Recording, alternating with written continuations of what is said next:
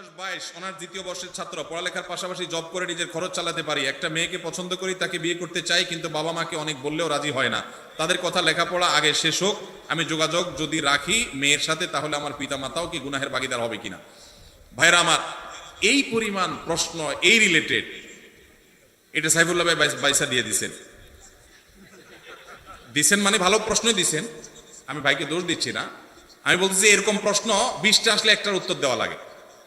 এখানে অনেক বাবাজিরা আছেন, গ্রাম এলাকা, একটু মনোযোগ দিয়ে শুনেন আল্লাহর রাস্তে। এই যুগে বহু মুরব্বীরা, বহু বাবাজিরা, বহু চাচিরা তাহাজ্জুদ পড়তে পড়তে কপালে দাগ ফেলে দেওয়ার পরও শুধু জাহান্নামে যাবে ছেলেকে সময় মতো বিয়ে না করার কারণে।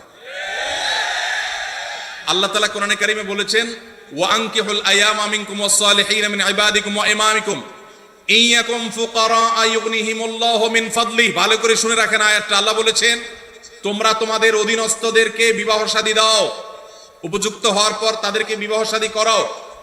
এই আয়াতের শেষাংশটা দেখেন কত ইন্টারেস্টিং। আল্লাহ বলেছেন, ইয়াকুনু ফুকারা, তারা যদি গরিব হয়, অভাবীও হয়, ইউগনিহিমুল্লাহু মিন ফাদলি, তুমি বিয়ে করাও, আল্লাহ তাআলা তাদের অভাব দূর করে দিবেন।